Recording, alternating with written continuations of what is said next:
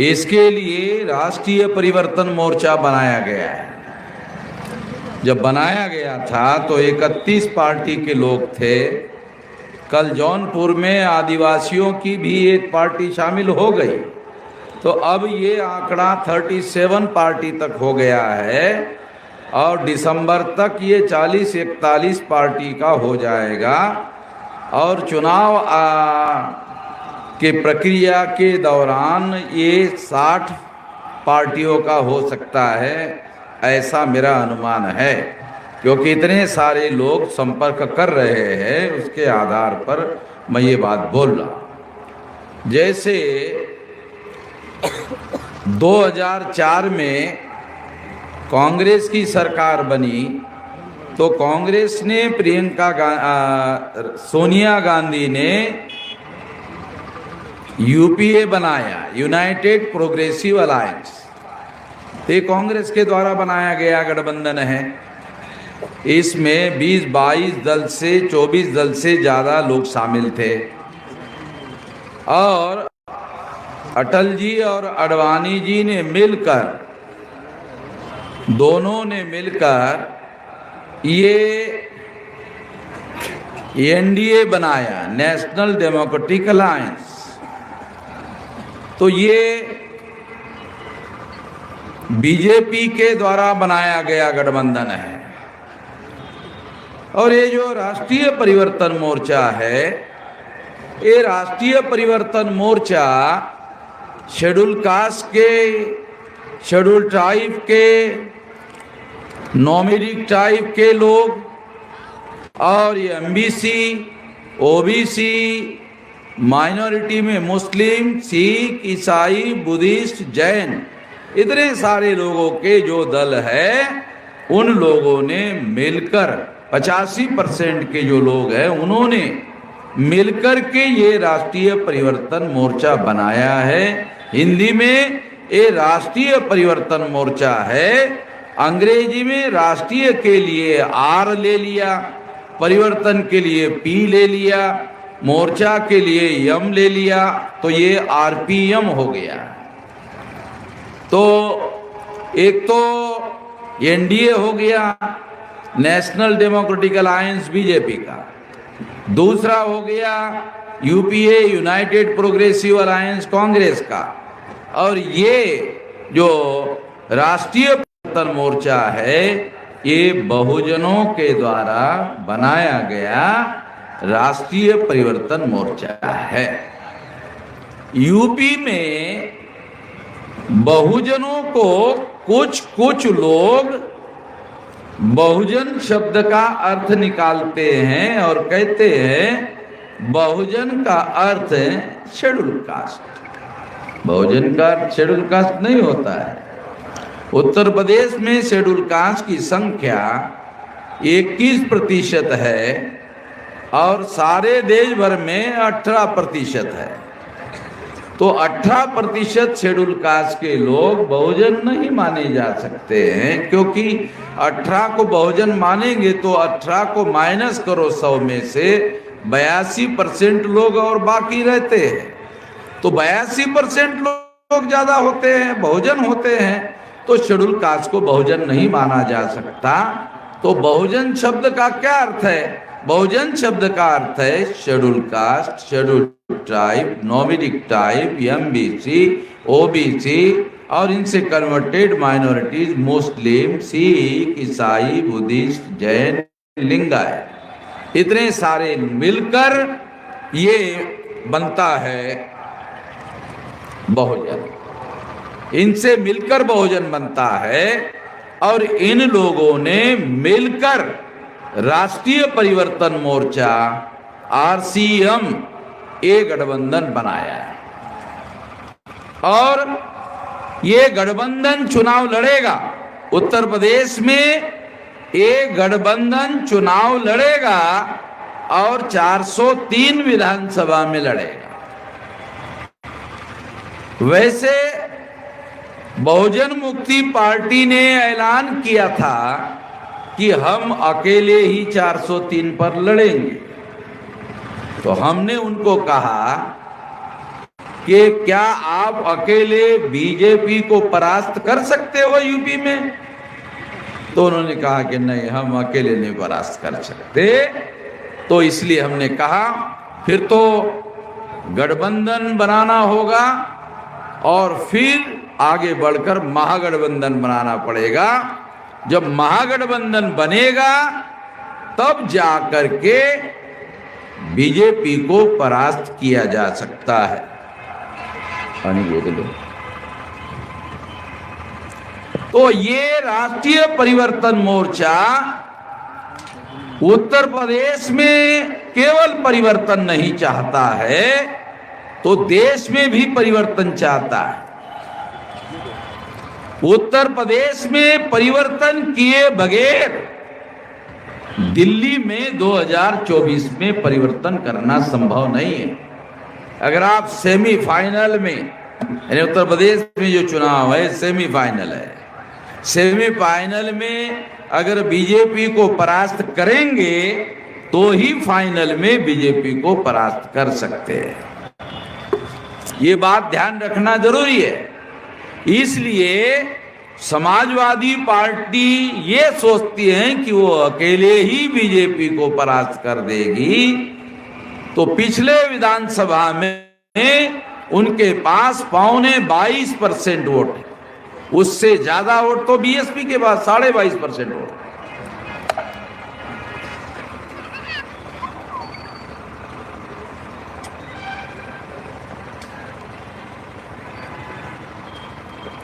तो अकेले Samajwadi party BJP को परास्त नहीं कर सकती, मगर इस देश में pro BJP media Samajwadi party में हवा भरने का काम कर रही है कि नहीं नहीं, मुख्य विपक्षी पार्टी तो समाजवादी ही है। हवा भर रहे हो, उसको बोलते हैं पंपिंग करना, पंपिंग करना। तो पंपिंग से क्या होता है, वो जो बलून होता है वो ऐसा, वो हवा भरने से ऐसा ऐसा हो जाता है। तो ये राजनीति है। मतलब एक तो होता है ऑक्सीजन और एक जो हवा है ना भरी जाती है, इससे आदमी के फटने का खतरा पैदा हो जाता है। ये हवा बहुत खराब होती है और ये प्रो बीजेपी मीडिया ये हवा भरने का काम कर रही है। तो इसलिए इससे समाजवादी पार्टी को सावधान रहना बहुत जरूरी है। यदि समाजवादी पार्टी सावधान नहीं रही तो चुनाव में जिस दिन रिजल्ट आएगा उस दिन रिजल्ट विरोध में आएगा और पश्चाताप करने का उनके ऊपर प्रसंग आ जाएगा। ये ध्यान रखना बहुत जरूरी है। तो इसलिए हम लोगों ने जो परिवर्तन का नारा लगाया है, इसलिए राष्ट्रीय परिवर्तन मोर्चा बनाया।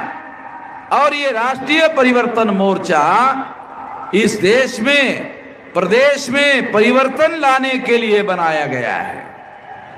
तो इसलिए हम लोग परिवर्तन कैसा लाएंगे, तो पहले छोटे, मध्यम और राज्य स्तर के जो दल है उनका मिलाकर हमने गठबंधन बनाया है।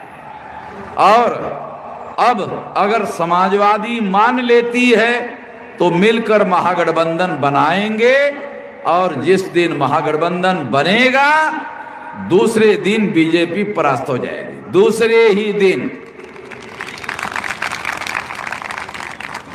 यदि समाजवादी नहीं मान लेती है तो निराश होने की हमें जरूरत नहीं है। कांग्रेस वाले, उनकी पार्टी भी नेशनल लेवल की पार्टी है, समाजवादी तो नेशनल पार्टी नहीं है, कांग्रेस पार्टी भी है। तो कुछ महानुभावों ने हमें सलाह दिया कि कांग्रेस पार्टी के साथ गठबंधन करने से तो विचारधारा का क्या होगा। विचारधारा जो है कांग्रेस की अपनी जगह रहेगी, हमारी अपनी जगह रहेगी। लोग हमको पूछते आपके विचारधारा का क्या होगा, तो हम कहते यही सवाल राहुल जी को पूछो, यही सवाल प्रियंका जी को पूछो कि मेश्राम जी तो कांग्रेस के बारे में ऐसा ऐसा कहते हैं, फिर भी आप उनके साथ गठबंधन क्यों कर रहे हो?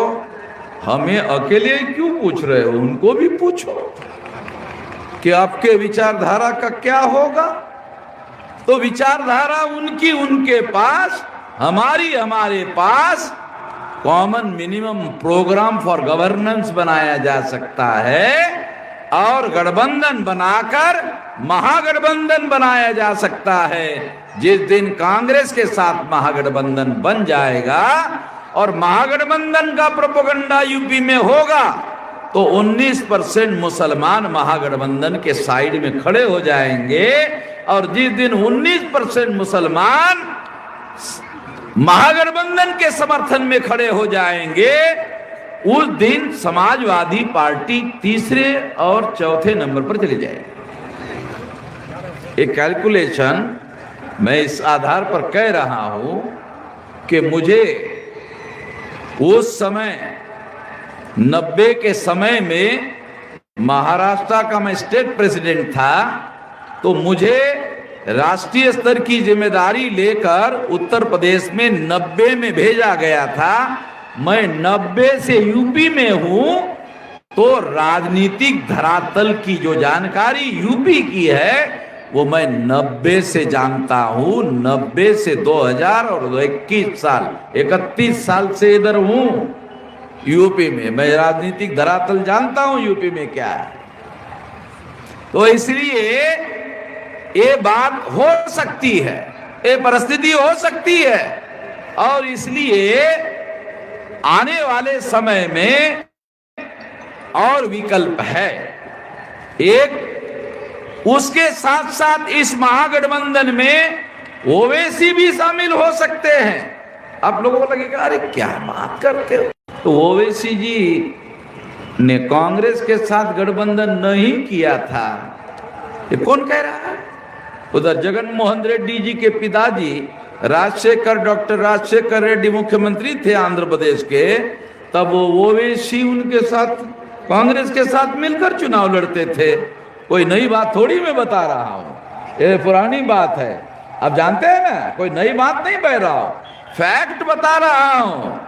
और इसलिए चुनाव में ओवैसी जी भी महागठबंधन में नहीं आएंगे तो फिर उनका बहुत भारी नुकसान होगा, क्योंकि लोग बीजेपी को परास्त करने वाले महागठबंधन के साथ आ जाएंगे।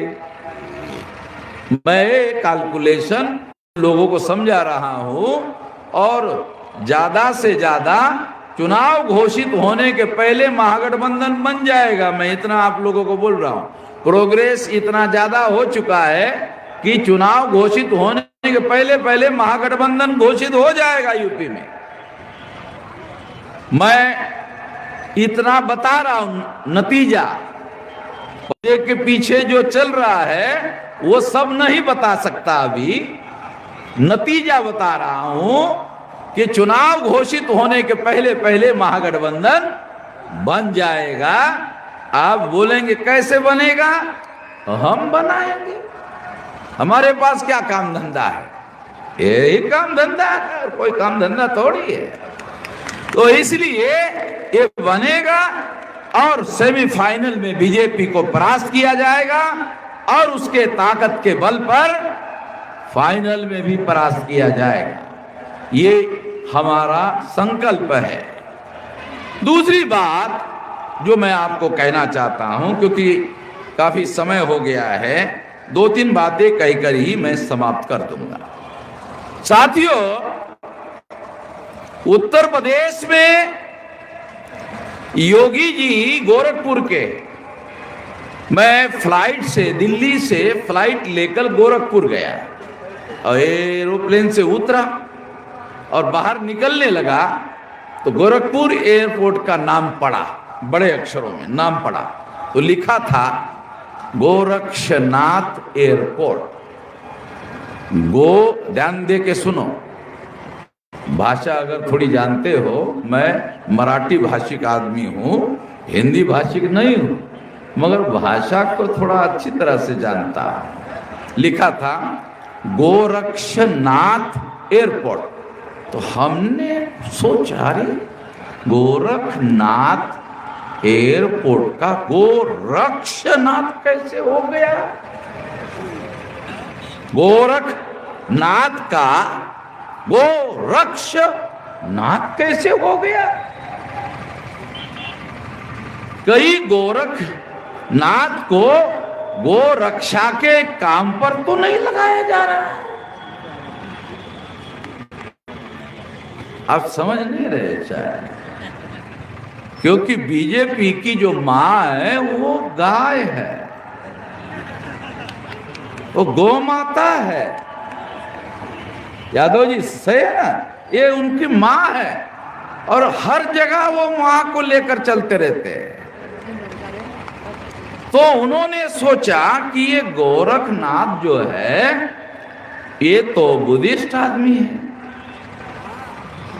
तो एक बड़े ब्राह्मण जो है हजारी प्रसाद द्विवेदी, यादव जी आप प्रोफेसर रहे हैं, मैं यूपी का नहीं हूं मगर मैं मतलब की बात अच्छी तरह जानता हूं।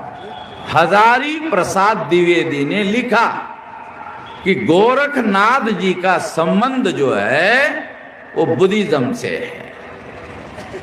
तो कैसे है देखो, बुद्धिज्म में 4 पंथ है, हीनयान, महायान, वज्रयान, तंत्रयान। तो गोरखनाथ तंत्रयान बुद्धिज्म के प्रधान आचार्य, प्रधान मुख्य, यानी ऐसा कहा जाता है निर्माता। तो इसका मतलब है गोरखनाथ हिस्टोरिकली बुद्धिस्ट थे। आज भी उसका एविडेंस देता हूं, आज का एविडेंस आपको चाहिए। तो ये आरएसएस बीजेपी के जितने साधु होते हैं वो बहुत जटाधारी होते हैं, जटाधारी है होते ना, जटाधारी। मगर योगी जटाधारी नहीं है, बौद्ध भिक्षुओं की तरह पूरा चंपी किया हुआ रहता है। देखा है? देखो कभी भी योगी जो है वो बाल नहीं बढ़ाता है, उसका गुरु भी नहीं बढ़ाता था। गोरखनाथ भी इसी तरह से रहते थे। ये बुद्धिस्ट परंपरा है। जो मॉन्क होता है, भिक्षु होता है, वो चंपी करता है, साफ करता है। योगी भी करता है। भिक्षु भगवाधारी होते थे, ये भी भगवाधारी है। भगवा आरएसएस का थोड़ी है, ये बुद्ध से चुराया हुआ है। आरएसएस ने भगवा रंग चुराया हुआ है। ये चोर है और सट्टल में चोरी करते हैं तो कहते हैं डकैत होते हैं। तो ये डकैत है। संगठन का नाम रखा संघ। दुनिया में विशाल संगठन बनाया था भिक्षुओं का बुद्ध ने, तो नाम रखा था संघ। यादव जी हिस्टोरिकल बातें बोल रहा हूं, काल्पनिक नहीं, बगैर एविडेंस की कोई बात नहीं। संघ शब्द भी आरएसएस ने भिक्षु संघ से उधार लिया। नरेंद्र मोदी ब्रह्मदेश गए, कहा जानते हो, वहां के बुद्धिस्ट लोगों को कहा, प्रधानमंत्री को कहा ब्रह्मदेश के, क्या जानते हो बीजेपी का चुनाव निशान जो कमल का फूल है बुद्ध का है। साला वो भी चुरा लिया है। कोई तो बात बताओ भाई, तुमरी है, तुम्हारी कुछ है, हा? क्या है तुम्हारा? सारा सब उधार उधार उधार, सब लूटा हुआ है। क्या है? जब तुम विदेश से भारत में आए हो तो यहां से ही तो लेना होगा ना। तो काल्पनिक नहीं कह रहे हैं लोग, काल्पनिक नहीं कह रहे। ये सारा का सारा इसलिए हम चौंक गए कि अरे ये गोरखनाथ का गोरक्षनाथ कैसे हो गए। तो ये इतिहास बदलना चाहते हैं। गोरखनाथ का जो बुद्धिस्ट बैकग्राउंड है उसको ब्राह्मणी बैकग्राउंड में कन्वर्ट करना चाहते हैं। इसके बदले में योगी को मुख्यमंत्री बनवाया है और मुख्यमंत्री बनवाकर ये नाम बदलने का काम उसके द्वारा करवाया। उसके बदले में योगी को मुख्यमंत्री बनाया। तो योगी ने अपने गुरु के साथ धोखा किया। योगी ने अपने गुरु के साथ धोखा किया। उत्तर प्रदेश की जनता के साथ धोखा नहीं करेगा, क्या गारंटी है? जो गुरु को नहीं छोड़ता वो फिर तो किसी को नहीं छोड़ सकता है। तो गुरु के साथ धोखा कर लिया। तो इसलिए धोखाधड़ी है हुई है। तो योगी को दूसरा मुद्दा, योगी उत्तर प्रदेश के नहीं है, उत्तरांचल के हैं। और आप उत्तरांचल में जाओ, नगर पालिका में उसके बाप दादा का नाम, नंबर घर का उत्तरांचल में लिखा हुआ है। इस हिसाब से देखा जाए तो बीजेपी ने उत्तर प्रदेश के 23 करोड़ जनता के साथ धोखा किया और बाहरी आदमी को उत्तर प्रदेश का मुख्यमंत्री थोपा। जबकि केशव प्रसाद मौर्य के नाम से वोट मांगा, केशव प्रसाद मौर्य को मुख्यमंत्री नहीं बनाया। बैकवर्ड के साथ 52% धोखा किया और फिर योगी को मुख्यमंत्री बनाया। और उसके लिए 23 करोड़ उत्तर प्रदेश की जनता के साथ धोखा किया। क्या उत्तर प्रदेश के 23 करोड़ लोगों में एक भी आदमी लायक नहीं जो उत्तर प्रदेश का मुख्यमंत्री बन सकता है? सारे नालायक हैं। बीजेपी के लोगों को हमारा सवाल है कि 23 करोड़ लोग जो यूपी के हैं उसमें एक भी आदमी लायक नहीं है जो मुख्यमंत्री बन सकता है। बहुत सारे लोग लायक हैं। ये जबरदस्ती से इन्होंने यहां पर थोपने का काम किया है। आप सुनकर हैरान हो जाओगे। जब इनको मुख्यमंत्री बनवाया था तो योगी बीजेपी के सदस्य भी नहीं थे, वो हिंदू युवा वाहिनी के संस्थापक है। अब देख लीजिए यादव जी, हिंदू युवा वाहिनी बीजेपी के सदस्य नहीं थे।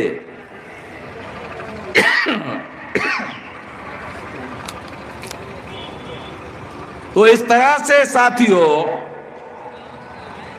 ये धोखाधड़ी हुई है। दूसरी बात, अभी कुछ दिन पहले विद्यार्थियों को रोजगार देने के नाम पर परीक्षा दिलवाई गई और पेपर लीक हुए ऐसा कहकर परीक्षा रद्द कर दी गई। परीक्षा इसलिए रद्द कर दी गई कि विद्यार्थियों को, बेरोजगार को ये बताया जा सके कि देखो हम तुमको रोजगार नहीं दे सके, ये हमारी कमी हो सकती है, मगर पेपर लीक पकड़कर हमने तुम्हारे साथ रोजगार दिए बगैर न्याय किया।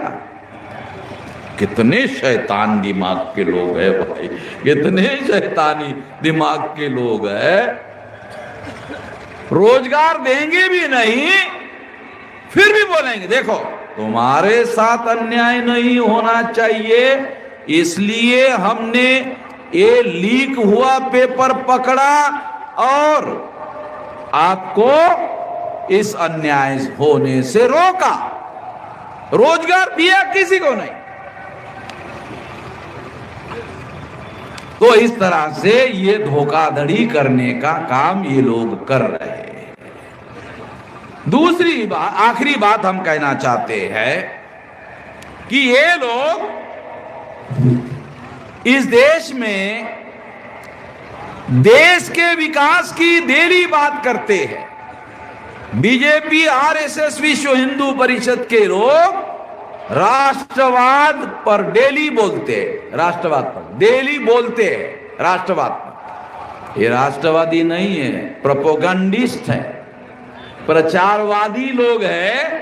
ये राष्ट्रवाद का प्रचार करते हैं तो प्रचारवादी है, राष्ट्रवादी नहीं है। क्योंकि जब ये हिंदुत्व की बात करते हैं तो ये लोग ब्राह्मण धर्म का वर्ण व्यवस्था, जाति व्यवस्था, अस्पृश्यता थोपना चाहते हैं, मगर कहे बगैर। हिंदुत्व में ये सारी बातें आती है और इसको वो थोपना चाहते हैं। और थोपने के लिए इन लोगों ने इस देश को हिंदू राष्ट्र बनाने का निर्णय किया है, जबकि भारत के संविधान में पहले पन्ने पर लिखा है समता, स्वतंत्रता, बंधुता और न्याय पर आधारित समाज और राष्ट्र का निर्माण किया जाएगा। इसकी शपथ लेके ये संसद में पहुंचे और ये संविधान के साथ धोखा करना चाहते हैं। तो जो लोग संविधान के साथ धोखा करना चाहते हैं, वो संविधान ने एससी, एसटी, ओबीसी और माइनॉरिटी को मौलिक अधिकार दिए हैं, फंडामेंटल राइट दिया है, और ये सारे अधिकार खत्म हो जाएंगे। इसलिए आप लोगों को सावधान रहना चाहिए। हम सावधान करने के लिए ये रैलियां सारे देश भर में, उत्तर प्रदेश में कर रहे हैं। 18 मंडलों में 18 रैलियां। और बीजेपी, आरएसएस के पास पैसे की कमी नहीं है, बहुत सारा उनके पास काला धन है, मगर फिर भी डेली रैलियां नहीं कर पा रहे। हम डेली कर रहे हैं। इसके बावजूद कर रहे हैं कि हमारे पास काला धन नहीं है। काला धन तो छोड़ो, हमारे पास सफेद नहीं है, धन नहीं है, हमारे पास लोग है, लोक समर्थन है, और लोक समर्थन की वजह से डेली रैलियां कर रहे हैं। और लोग सारे देश भर में, उत्तर प्रदेश में इकट्ठा हो रहे हैं। तो वो लोग उत्तर प्रदेश के चाहते हैं परिवर्तन हो, तो परिवर्तन होगा। आखिरी बात, यदि उत्तर प्रदेश में अपोजिशन पार्टी की सरकार बनी, अगर बनी, तो हमारे समर्थन के बगैर नहीं बनेगी। खास बात बता रहा हूं, हमारे समर्थन के बगैर उत्तर प्रदेश में अगर अपोजिशन की सरकार बनी तो हमारे समर्थन के बगैर नहीं बनेगी। और एक धीरे से बताता हूं, नहीं बनने दूंगा।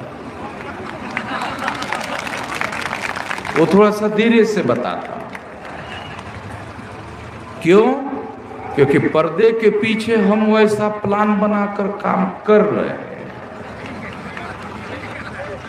जो हमारे साथ धोखाधड़ी करेगा उसको हमारे उपद्रव की ताकत बख्शेगी नहीं। हमारे पास उपयोगिता वाली ताकत है और उपद्रव वाली भी ताकत है। दो ताकतें हमारे पास है, एक उपद्रव वाली ताकत, एक उपयोगिता वाली ताकत।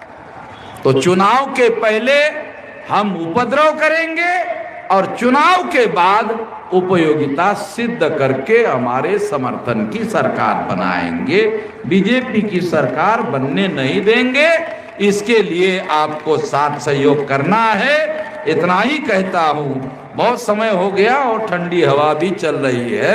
आप लोगों का उत्तर प्रदेश में वोट डालने तक गर्म रहना बहुत जरूरी है। धन्यवाद। बहुत बहुत धन्यवाद मान्यवर वामन मेश्राम साहब। साथियों, थोड़ी देर 2 मिनट के लिए अभी जन आंदोलन निर्माण निधि का कार्यक्रम है, तो जिन साथियों का नाम बुला रहे हैं वे साथी जल्दी साहब